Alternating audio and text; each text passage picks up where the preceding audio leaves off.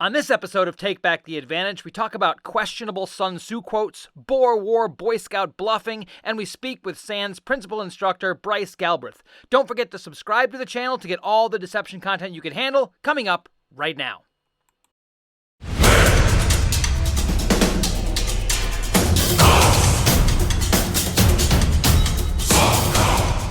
Deception has been around for a very long time. In The Art of War, Sun Tzu stated, "Appear weak when you are strong, and strong when you are weak." Well, maybe he stated that. There is some question about whether that quote is actually in The Art of War, but nevertheless, it is an important thing to understand. So I wanted to spend a little bit of time talking about some deception out of history. And this one is actually going to come from the Second Boer War in 1899. So in 1899, there was a strategic town or city called Mafeking in South Africa.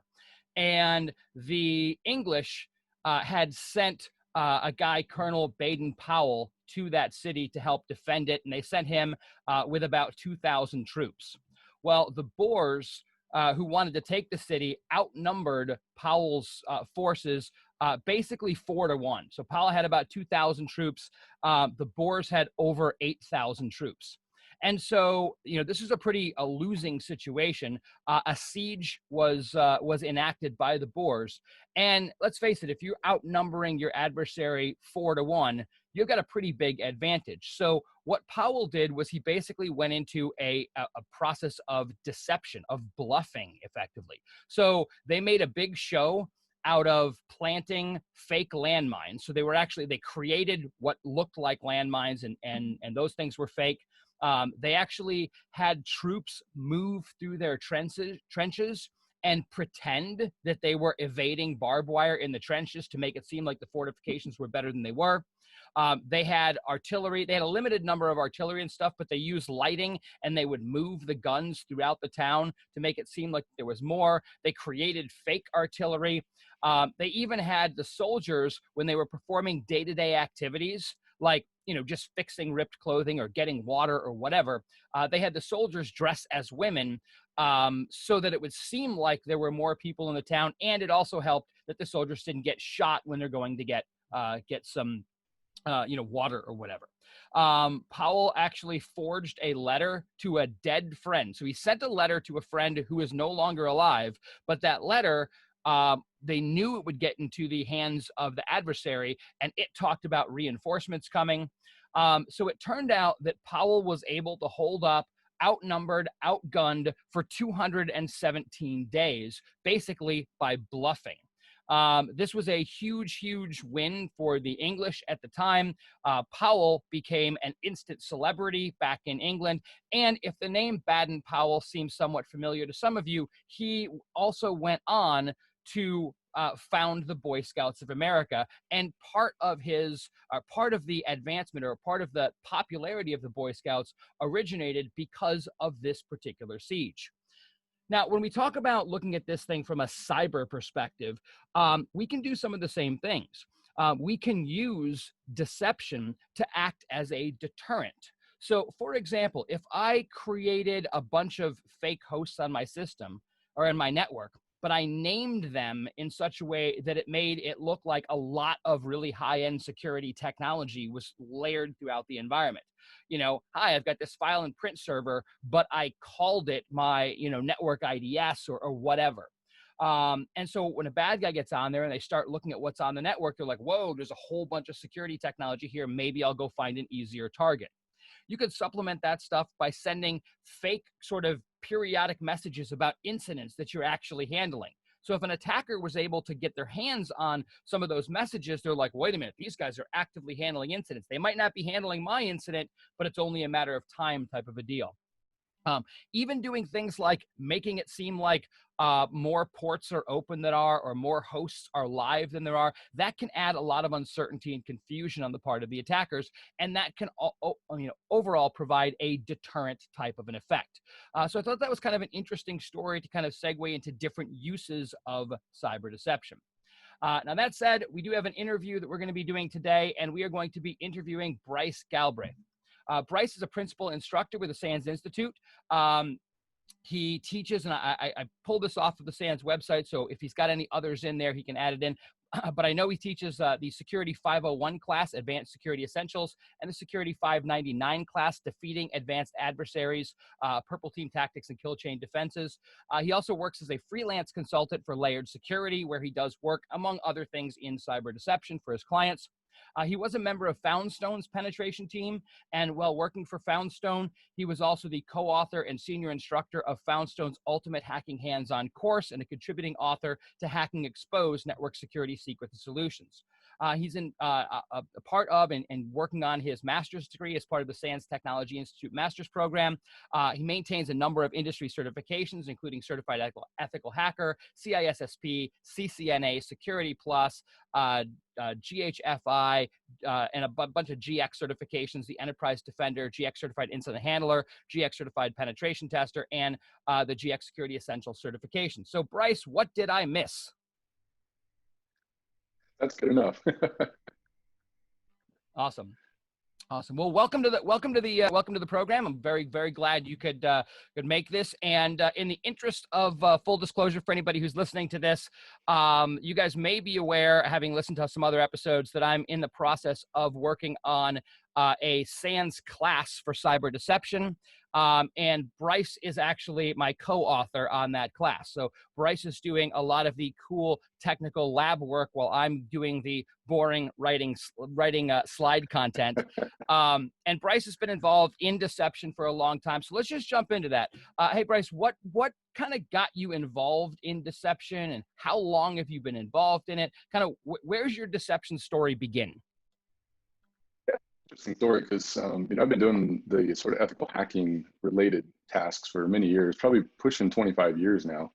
I got started a long time ago in the mid 90s, and started off doing kind of traditional penetration testing, and kind of moved into more of a red team adversary simulation type stuff. And then eventually into the purple teaming, which is more cooperative and collaborative with the blue team, because my focus has always been on defense. Even though I focused on offensive tactics, it was always about defending organizations better. And something that I just realized along the way is that organizations are just generally failing miserably in these areas, just because of the complexities and difficulties of defense that you've covered in previous podcasts and things as well. And it was really frustrating, because I want to try to help them defend, but the traditional defenses were just failing as a rule. The hackers are pretty adroit at maneuvering around a lot of the static defenses that people rely on. And so I was introduced to the cyber deception concept along the way a couple times, actually.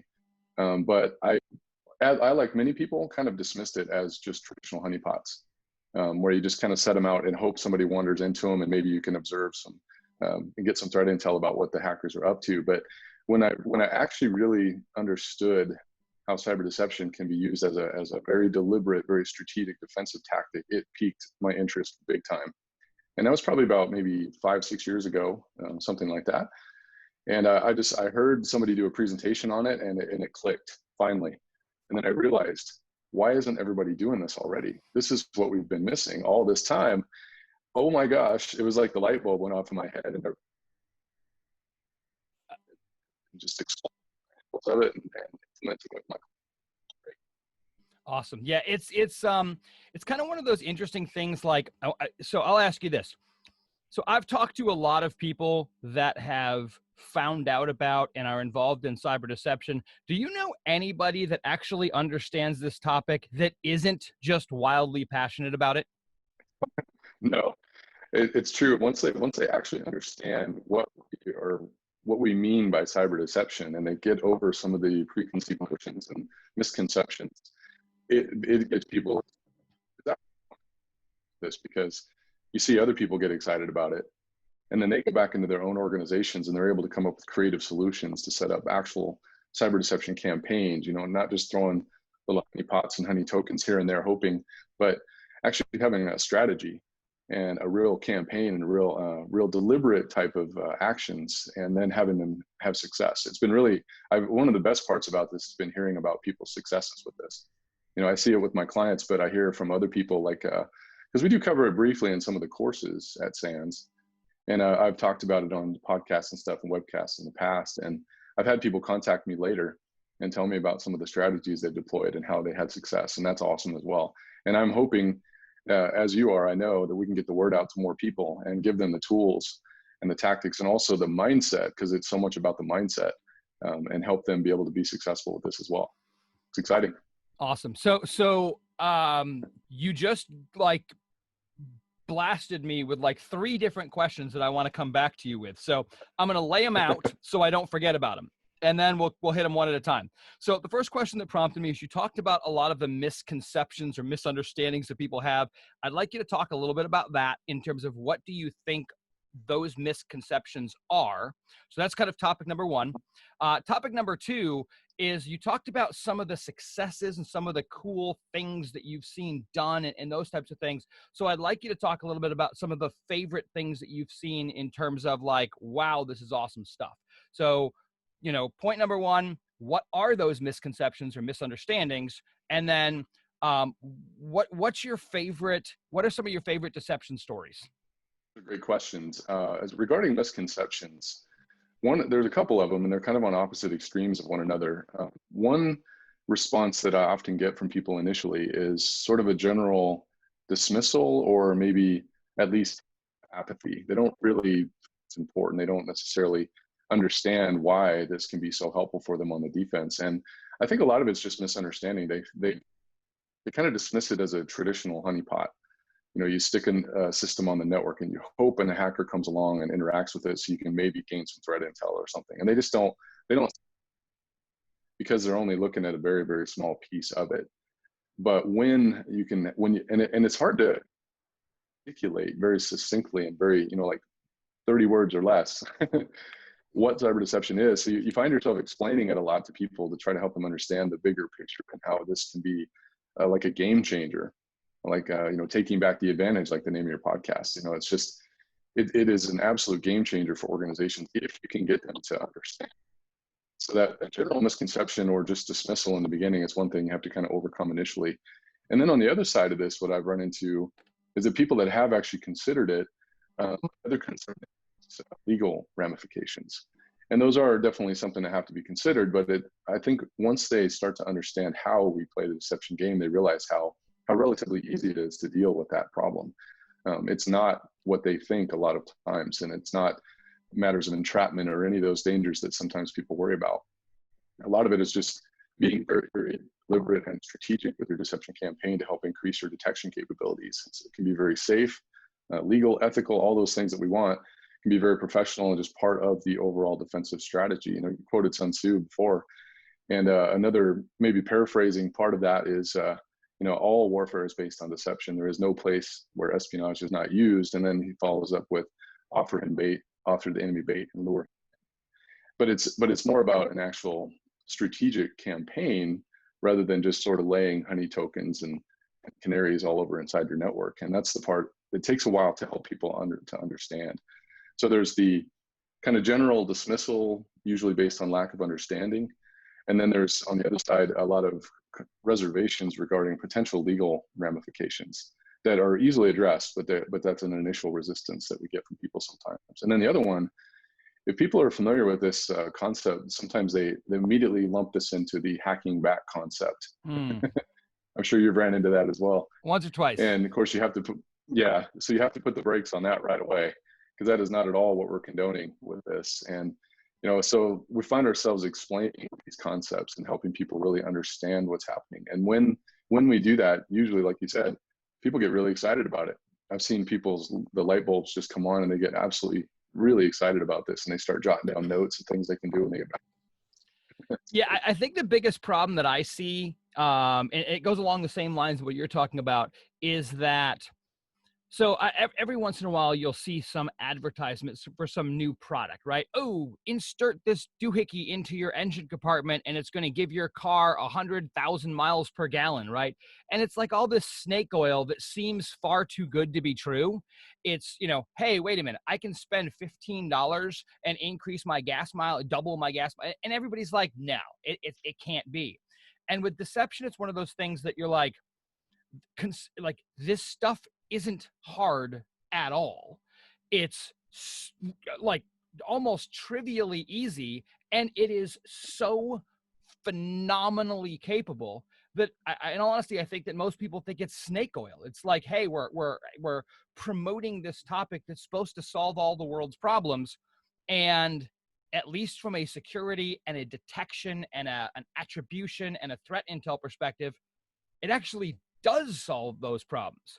And so trying to convince people that this is real and not just some snake oil thing. Now, you talked about honeypots, and you said, well, a lot of people think that this stuff is just honeypots. Well, how is it not? Like, what do you see as the differences between, what we were doing 25 years ago with honeypots and what we're doing today with deception? Well, give credit to the pioneers of this back in the day. Many of the early pioneers did actually understand how this could be used as a bigger deception campaign, but they were the minority by far. And I think that is still the case today to some degree. But I want to give credit to the visionary leaders that really, came up with some ideas in the very beginning. But I think the general security population did not get the bigger picture. They would just look at a honeypot, maybe especially a low interaction honeypot, and not understand how that could be valuable at all. They just looked at it kind of with blinders, if you will, kind of looked at it as a unique entity without understanding how it plays into the bigger campaign. And I think if you look at individual techniques or tools, that's the result you're going to get. Because so much of this is about a mindset. You mentioned that it's surprisingly simple sometimes. The way I phrase it often is it's deceptively simple, pun intended. It's deceptively simple. And sometimes people just don't believe it. They're like, oh no, really a honey port can help you catch an APT, or a honey cred, like a honey credential can actually help you catch an APT. And I'm like, well, you can't throw them around willy-nilly wherever you want, but yes, absolutely. If you put them, if you have a deception campaign based on your understanding of the way what is it that your organization have that represents some kind of a chess piece in this global geopolitical chess game that's been playing out since the beginning of mankind, the power struggle. The motivations and things haven't changed at all since Sun Tzu wrote about these things. And before that, even, the motivations are the same. People are the same for the most part. And the only thing that's changed really is that technology has allowed them to play this chess game at a scale and in ways that were simply not possible in human history before. And so we have to kind of adjust our defensive game to adjust to that. And so back to your point with the difference between a honeypot and what we're talking about with deception, it's not just any one individual tool or technique. It's them put together in a campaign. So you might start off with, like you mentioned, a name of a server, like a honey DNS name, host name. And then you might have them kind of lure them into a fake jump box that looks like it's going into the protected enclave that has the secret sauce that they're really after. And then you can put honey ports on ports like 3389 for RDP, remote desktop, that's often used to access these jump boxes. And then that triggers.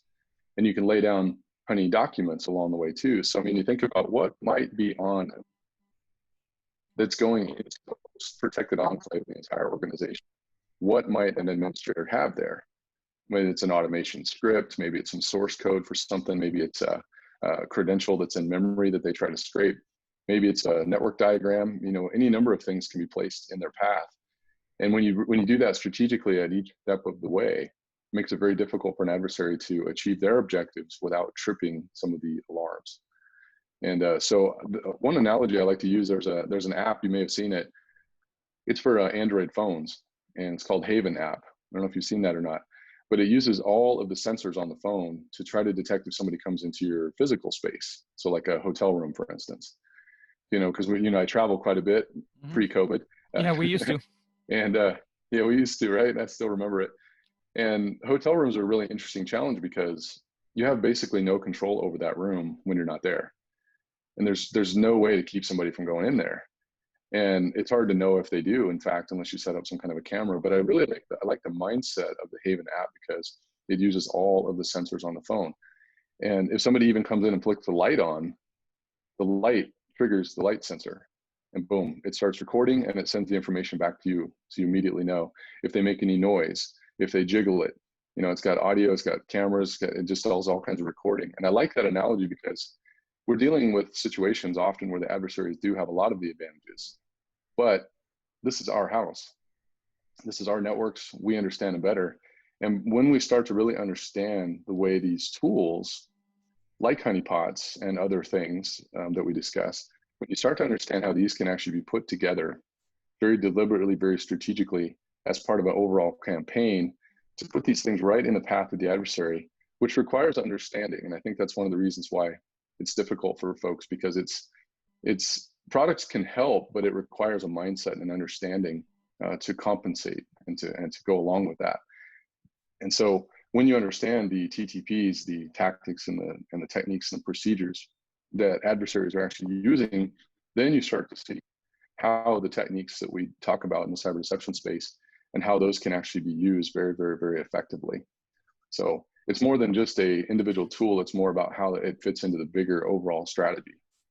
And it sounds like, as you've been going through this, that maybe one of the other challenges that organizations have is that, the technology around deception is not terribly challenging, right? It's not, I mean, literally you can do it with a bunch of virtual machines or Docker instances, or even just playing around with fake files and operating system controls. In other words, there's nothing terribly difficult about the technology.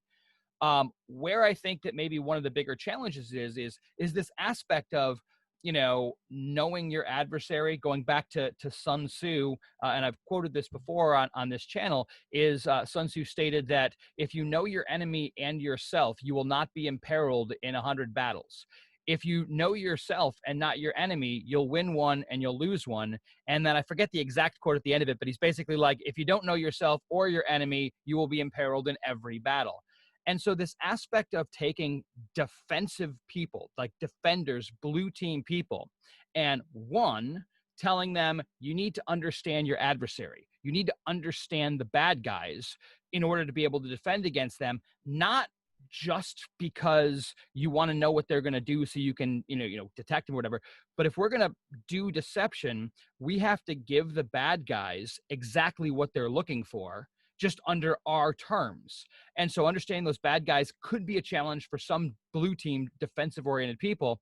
But I think the bigger problem that a lot of organizations have is most IT people, whether they're in security or not, they are very used to living in a world that is binary. It's a bunch of ones and zeros.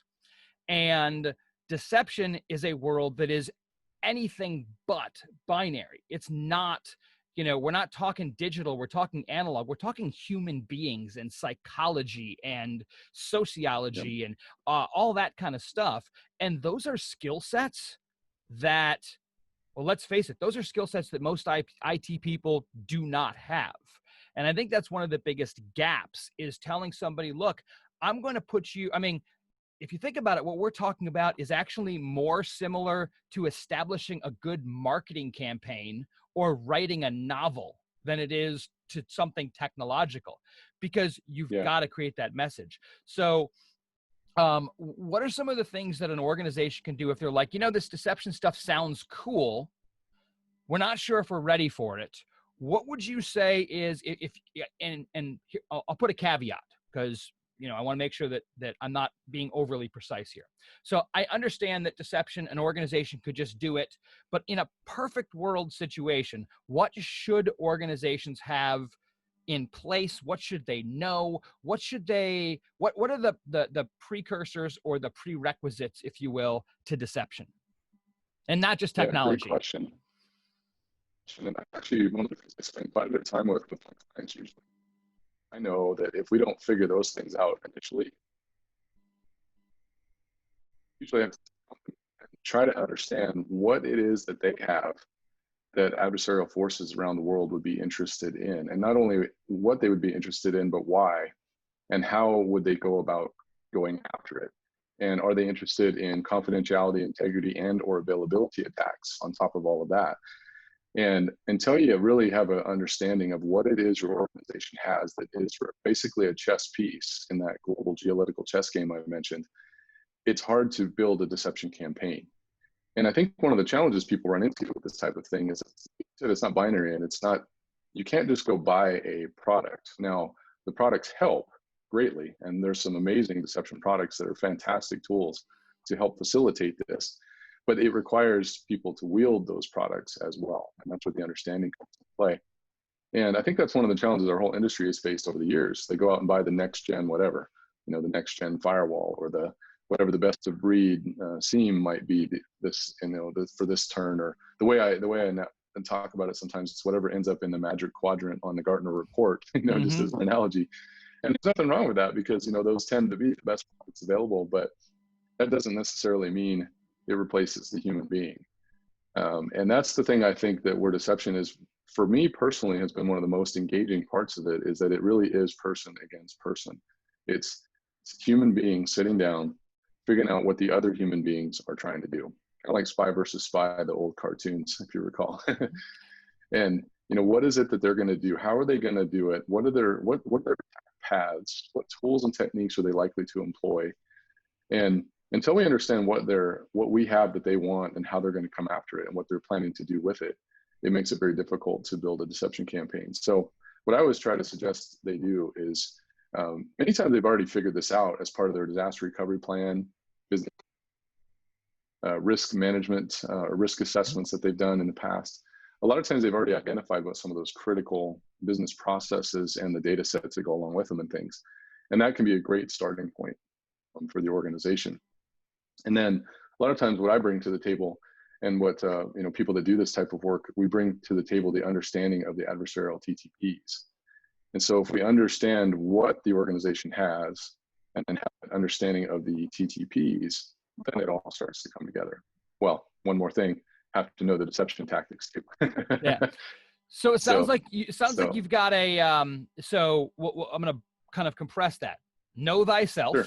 Right? Know what you have, know where it is, know what people would want of your stuff. So know thyself, know thy enemy, right? Understand what your enemy wants, understand how they go about getting it.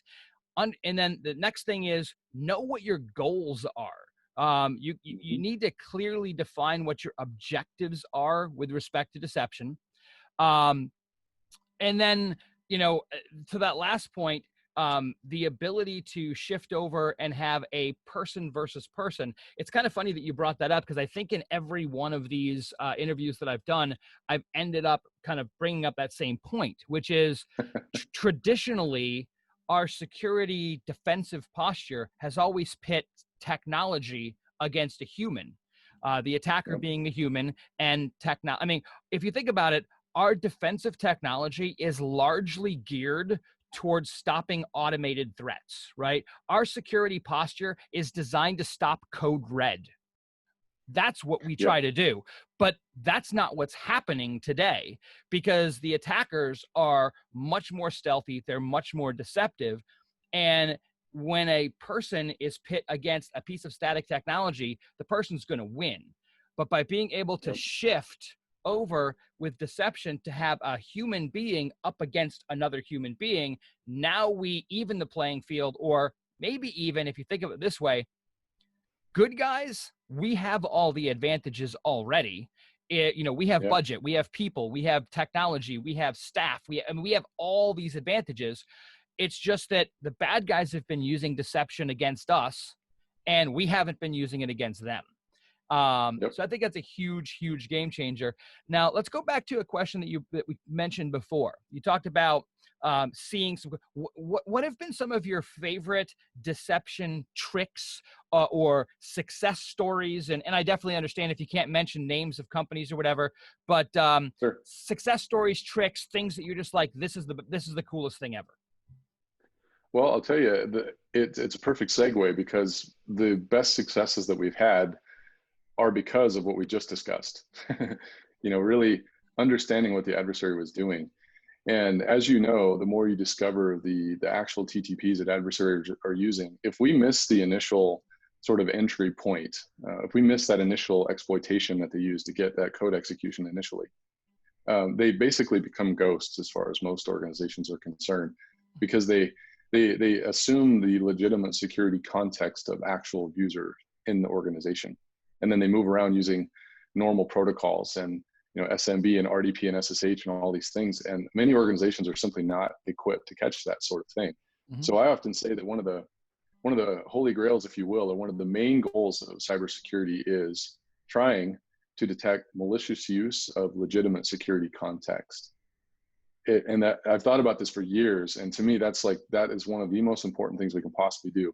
The other one being detect unauthorized changes as close to real time as possible, because they always change something along the way. But even more important than that is being able to detect malicious use of legitimate security context. And so with that in mind, a lot of the biggest successes that I've had with cyber deception operate on that premise. So how is it that we can determine if a legitimate user context is acting nefariously or legitimately? That can be very tricky to discern. And that's where the deception campaigns really come into play. If we can do like Sun Tzu said and offer the enemy bait and do it well enough and believable enough, it's almost like the hacker's hand comes out of the shadows where they've been hiding and avoiding all the static technologies and IDSs and antivirus and endpoint security and all the things that we've relied on over the years. And they handily bypass that stuff because they have all of that stuff in their labs. You know, I always say that anything that's in the magic quadrant is going to be in their lab. And they're going to either figure out how to bypass it at the very least, possibly even exploit it. And these are full spectrum adversaries, so they go after the companies themselves, try to get their source code, have actual spies work as employees and anything and everything, you know, up to and including death and destruction, not to get too dramatic, but, you know, in the definition of full spectrum adversary, that's even in there. So it's like, how then can you draw that attacker out? Well, you have to offer them bait and lure them in. And so some of the biggest successes I've had have been along those lines. So one example I like to use where we actually caught a Chinese adversary, appears to be Chinese. We know attribution can be very difficult, but almost surely Chinese actor for a variety of reasons. But we had reason to believe that they're already in the network based on some other things that had occurred. And I started thinking about, well, where exactly could we offer them bait and lure them in? Now, this organization does a lot of things right, and they did have some pretty good threat intel that I could work with about some previous adversarial activities that they had discovered, and also knowing that adversaries really like to target administrators. I like to say APTs hunt administrators, and they like to get on administrative workstations or somehow achieves the context of admins. So what I did is we set up a fake password manager on one of the Windows administrators' workstations. And again, deceptively simple, right?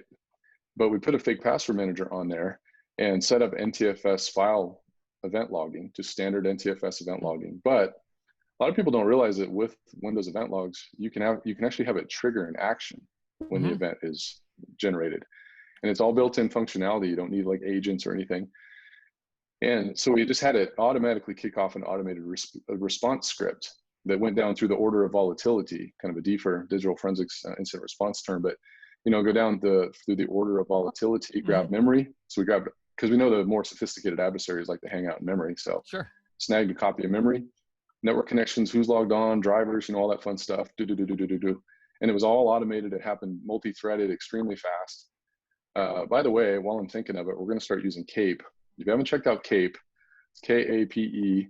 It's a DFIR tool that's very good at extracting artifacts, but we had to do this all manually. But anyway, as soon as that adversary reached out to grab that password manager, the password manager, of course, had that trigger or that little tripwire set up on it, and it immediately started capturing all the evidence on the host. And it sent an alert to us. So we had a special alert in the SIEM. And you know, one of the things that's cool about cyber deception is it's very low volume, but super high impact. So you don't ever really want it to go off, but when it does, it's like priority number one. And so we had a special alert go back to the SIEM that sent off the trigger to all the right people. And then we were en route. And the last thing we had in the automated response script was to disable the network connection as well. So the adversary wouldn't be able to interact with it more and try to destroy it or clean up or anything like that. And sure enough, after they performed the reverse engineering on the malware, they discovered a new strain of Chinese APT malware. And luckily, they were willing to create some IOCs, indicators of compromise, community, and so that whole strain cannot be used anymore. You know, they have to go back. And if you know David Payne, Google that if you haven't seen that, everybody that's listening. David Bianco's Pyramid of Pain. And we like to do things that cause you can make a strain of malware that certain techniques not effective anymore. That can be very, very helpful. That was one of them. Yeah, I was going to another say. one real quick. Oh, go ahead. Yeah, go ahead. Go ahead. Go ahead. I was just going to say another one real quick has to do with things in memory. Field adversaries have learned probably a long time ago, even before the rest of the community, probably, I suspect, even before tools like Mimikatz came out. Shout out to Benjamin Delpy for his great research on that tool. But I wouldn't be surprised if adversaries have known about that stuff for a very long time before. Mm-hmm. Which is scary if you think about that, because the more you learn about what Mimikatz can do and that Pandora's box, and to think that they may have known that for decades prior, wow. And whenever I see these reports come out of the way different incidents were detected and breaches were detected, and that's great. I love those reports. In the back of my mind, I'm always thinking, these are only the ones that got caught. Mm-hmm. Just imagine how many organizations have been completely compromised and they have no idea at all. And doing all this red team stuff and penetration testing and ethical hacking and blue teaming over the years, I have done this countless times where I've been able to get their secret sauce without triggering any alarms. And if I can do that, I'm pretty sure these adversaries can do that as well. And so I've really been focusing on things in memory as well, because I know they like to go after those. So fake credentials and mm-hmm. Fake hashes and fake service account passwords, because they love to go after those. And many of those kind of things, we've had great success with those as well. And also honey docs. A well-placed honey doc is like gold. I just helped a big financial services company recently catch an insider, because it turns out insiders are actually quite similar to advanced adversaries, at least the way they look, because the advanced adversaries quickly assume the context of legitimate security, legitimate users, and then do nefarious things. The only difference is they're not sitting at the same keyboard, but it looks very similar. Yep. So it turns out cyber is also quite the insider threats. It's the most difficult adversary. Yeah, and that actually brings up a really interesting point, and you were kind of going all along everything that you just said, and that is, I think that maybe one of the problems that we've had in terms of detecting bad guys historically is that a lot of defenders are under this false impression that bad guys use exploits. And yes, do they use exploits? Absolutely they do, to get in once. Yep. But if you're throwing exploits around an internal network and you're a bad guy, you're a really terrible bad guy. Because same with scanners too. Same with scanners. But nobody's doing that, because I'm smart. I understand that exploits are anomalous. They shouldn't be on the network. So what I'm going to do is get me some legitimate credentials. I'm just going to use those credentials, maybe try to elevate my permissions by finding a system where a different set of credentials is stored in memory or whatever. But to your point of, if you have a decently sophisticated adversary, and also to your point, if you have an insider, they look normal. At least from an anomaly detection perspective. And that's really what most of our detection has been traditionally, is anomaly-based detection. We're looking for evil. And if evil looks like it's not evil, we don't detect it. So the bad guys use normal protocols. They use legitimate credentials. They use, built-in capabilities, and they win all the time. But to your point, what you do, you given some of those case studies, I didn't hear you talk about, other than like something like Mimikatz, which is like an analysis tool. As far as the deception you talked about, I didn't hear you say anything about going out and buying some external tool. Now, I'll be straight up. We've had vendors of deception technology on this YouTube channel, and the commercial products, by and large, are fantastic, right? They can give you a lot of, you can spin them up very quickly. They're supported. There's a lot of benefits, right? But at the same point in time, you don't need anything that isn't already built into your operating systems, with the exception of maybe some virtualization technology, and you can still do deception without any additional tools. And that, I think, is one of the most... That's actually really exciting. Oh, it's amazing. One of the benefits of that too. And I mentioned before that if it's in the Magic Quadrant, it's in their lab, and these adversaries have lots of resources. They're going to get access to all these. And to me, that's a that's one of the areas that they have a lot of capabilities. They've got reverse engineers that are quite gifted. They're going to find exploits possibly for this. And if you've ever had a chance to look at commercial code, sometimes it's not as good as even some of the open source stuff that's out there. Not to bash the vendors. I think they play a very important part in this. But there's one dynamic I want to throw out there, which is when you do deception using some of the sort of the native flora and fauna, if you will. You know, you're the indigenous population, you've got an overwhelming adversary coming at you, but the indigenous population can wage a very adequate defense because they know the lay of the land. They know how to make things blend in. They know how to use what's around them in ways that are designed to do detection and or defensive tactics of various types.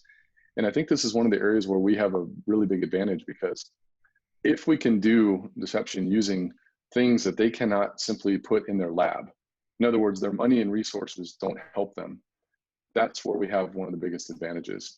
So I especially like the deception that leads to detection that they simply don't know where it is. They can't buy it. They can't overwhelm it with people. They simply don't know where it is. You set up these clever little silent alarms, and they're very, very, very likely to interact with one of these on their way to the goal, which goes back to our earlier conversation. In order for this stuff to be successful, or try to understand it as much as possible. So the products can be extremely helpful in building out a robust deception campaign. But I like to supplement the products even with some of the more sort of manual guerrilla warfare, if you will. You know. Yeah, like the living off the land concept. Yeah, the two together can be a really powerful combination. You get all the benefits of the enterprise solution, the alerting, the ease of use, and some of the great technologies, plus that extra little bit of deception that they simply can't put in their lab. Mm-hmm. They just don't know where it is. And I think one of the things that kind of you bring up, which is an amazingly strong point, is that if you deploy an IDS, right? As an attacker, I want to evade the IDS. In other words, my adversary is the technology, the specific technology. If I want to circumvent a firewall, my adversary is the technology. But with deception, technology is only the means that we convey a message. And the message is what's important. The technology isn't. And so with that, with any deception solution that you have, you can change the story on the fly and leave the same technology there, right? If you want to make it look like you got a whole bunch of Windows computers on your network, great, you can do that. If the next day you're like, you know what? We decided that we're going to do a bunch of Internet of Things or industrial control systems or webs. You can change that message in an infinite variety of ways. And it doesn't actually matter if the bad guys circumvent the technology, because it's all about the message. And as long as they get the message, whether the technology works or not doesn't really matter. And that's a weird thing. There was a quotation from, I think it was Colonel or Major or somebody or other, Strangeways, who was in charge of Operation Fortitude during World War II. And he talked about deception, and I'm paraphrasing here, but he basically said, the object of deception is not to get the enemy to think something, it's to get them to do something. So as long as we are effectively manipulating the attacker's behavior, it's all about the message. And that's such a different thing than every other security technology that we have out there, because every other technology is about the technology. Deception is about the story. And that is both a little intimidating if you're not in the mindset of painting that picture, but it's also so powerful that, you know, you talk about taking back the advantage, changing the game. I think I've said it to you in the past. I truly believe that this deception stuff is going to change our industry forever, just because of the power of it. One thing that struck me while you were talking about that too is this is empowering. You know, I mentioned that when you explain this to somebody and they actually get it, it usually gets them very excited because they feel empowered. A lot of defense is somewhat discouraging. You know, you just get because in the back of your mind, you know, no matter what you do, no matter how hard you work, no matter how many checklists you follow and how many regulations you're compliant with, and even if you follow every single one of the awesome recommendations from NIST, which is really hard to do in practice, even though they're great recommendations, in the back of your mind, they're still going to, if at first you don't succeed, fish again. And somebody's going to click on something eventually, and the dominoes are going to start to fall. And it's really discouraging. And they're dealing with all these projects and, petabytes of logs and distributed environments and hybrid cloud environments and just all this stuff. And then you got the DevOps world that's very complicated to add into all this. And yet you cut through all that complexity and you start focusing on the human being on the keyboard on the other side of it all. And all of a sudden you're somewhat on an equal playing field at that point. And in many cases, as you said, we start to be able to take back the advantage a little bit because it's our house. They have chosen to come into our house. And one of the analogies that I like to use, I put up a picture, maybe you've seen it, it's a meme where it's a home and there's a little short hedge, maybe about 2 feet tall or so. And then they've got this really nice iron gate that you can just simply like walk around, And sometimes I call that the next gen gate. If this is your house and you're trying to protect, this is your next gen gate. And this is the best gate there is. This is the one that's been in the Magic Quadrant for 8 years in a row. This is the best gate money can buy right now. But would the adversary be able to get to your crown jewels still? And then of course everybody laughs, but then the real purpose is, how would you defend the crown jewels? You know what they're after. Then you start focusing on how would they come after it? Well, they might come through this window. They might come through here. And these are the TTPs, right? These are the tactics, the techniques, and the procedures. So they might come through the window. They might come through the chimney. They might just bust out the wall. They might pretend to be a delivery person. All these things you come up with. And then you start saying, okay, well, how would we fortify the defenses, referring to more static traditional defenses? Because there's a place for that too. But then more importantly to our cyber deception, how would you go about setting up silent alarms, decoys that would make this as difficult as possible for them to even find your crown jewels? And if they went after them, they would very, very, very likely set off some kind of alarm, kind of like Indiana Jones in the Temple of Doom. When Exactly. he finally finds that thing that he's after, and he's avoided all these other detection and even in those cases traps, and he just about has it all sorted out, but there was yet another silent alarm that he triggered somehow. And when you really start thinking of it that way, you start looking at all the TTPs, like from the MITRE attack matrix is a great example. And you realize instead of being overwhelming, that starts to become a roadmap on how to set up your deception strategies. And so once you learn the tools and techniques of the deception game and you have the mindset, it's game on. And it gets really exciting. And you realize, oh my gosh, I can make this so hard for them to be able to get to the crown jewels without setting off some kind of alarm along the way. And then when you start having success, it's really exciting. Absolutely. Success breeds success. Yeah. And I think that a couple things come to that. So I was kind of like, when I'm teaching, I tend to joke with the students a couple times during class. I'm like, all right, if you're in the information security world, who notices when we do our job right? Nobody, right? Yeah. When do we get noticed? When we fail. And let's face it, it's only a matter of time before we fail. So like, there's our big poster for recruitment for information security. Nobody notices when you do right. Everybody notices when you fail, and it's only a matter of time before you fail. That's crazy, right? Who would want to get into that industry? But with deception, it actually gives us a way out of that nastiness. And I think that you also brought up a really interesting point. And this just sort of occurred to me recently as you were talking about this, is we seem to have ended up at a place in the information security industry where we focus more on methods than goals, right? In other words, we need to put up this technology because Gartner says it's awesome, or it was in this magazine, or somebody did it. It's the best technology ever, but the technology is a method. It's a technique. It's not a goal. And we've started to lose sight of the goal in favor of focusing on the method or the technique. And some of that I'll blame on regulatory compliance, right? Because regulatory compliance is all about technique, not about goal. You must do A, B, and C. So I think that those are some of the things that you brought up. An interesting point, the MITRE's attack matrix. And so I'm going to set the stage here with a little bit of history for those that don't know. So we'll start off in the military. In the military, they have this concept of something called a kill chain. And a kill chain is all about understanding the critical path functions of an attack. And then if you can disrupt those functions, you can disrupt the attack.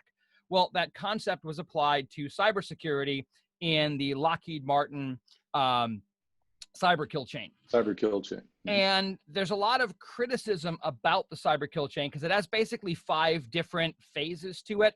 But the first 2 phases, reconnaissance and weaponization, happen outside of the area of influence of most organizations. So everybody's like, well, why do you have this in there? Because you can't do anything about it, or at least that was the perception. And so there were other approaches. There's something called a unified kill chain and a few others. And then we end up with MITRE's attack matrix. And MITRE's attack matrix is really interesting because there's not just one attack matrix. There are actually multiple attack matrices. And the one that I'm really interested in is what's called the pre-attack matrix. The pre-attack matrix is that area of an attack that happens outside of the area of influence of defenders. It's happening out in the attacker space. And traditional security controls have no involvement in that whatsoever. But, and here's where deception comes in. Because with deception, I can influence and affect my adversary's reconnaissance. I can influence and affect their weaponization. I can influence and affect a whole bunch of things before they send a single packet to my environment.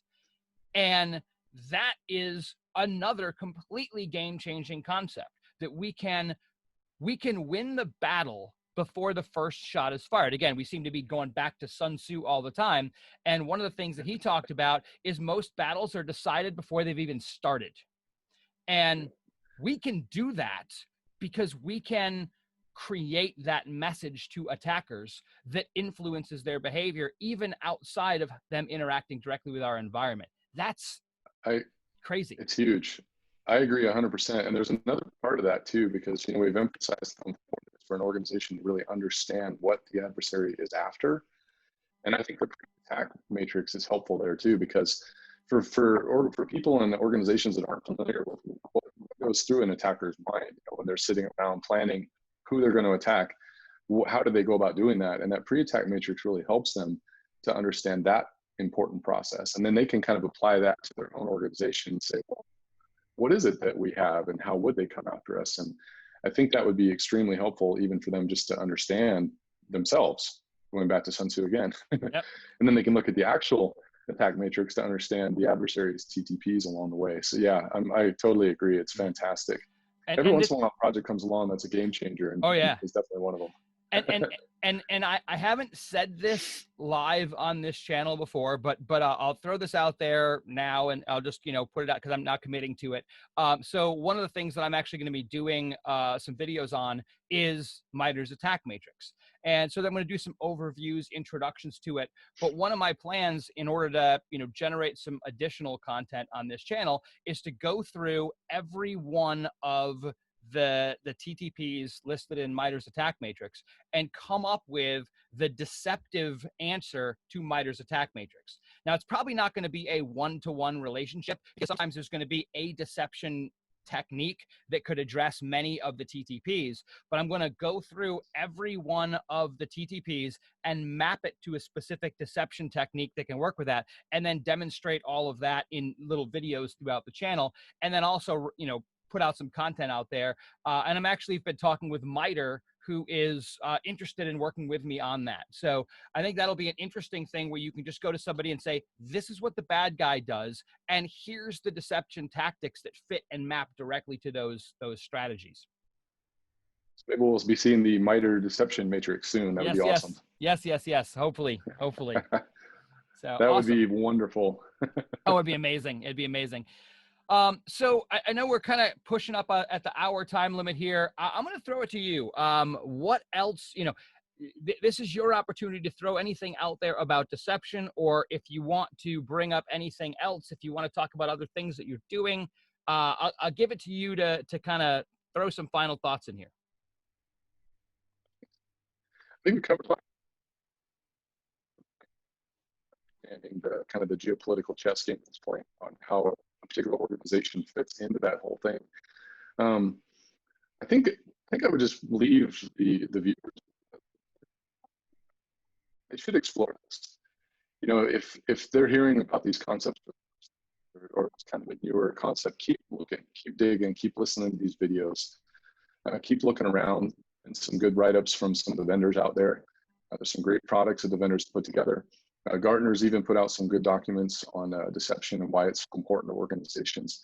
I would highly recommend continuing your exploration of all of this, because my experience with people who do that is that eventually it clicks. If that hasn't happened already for you, it probably will, like it has for so many of us. And when that happens, it's game on. And I think it will forever change your perspective on the way we do defense in cybersecurity. And that is exactly what we need. And I know you feel the same way.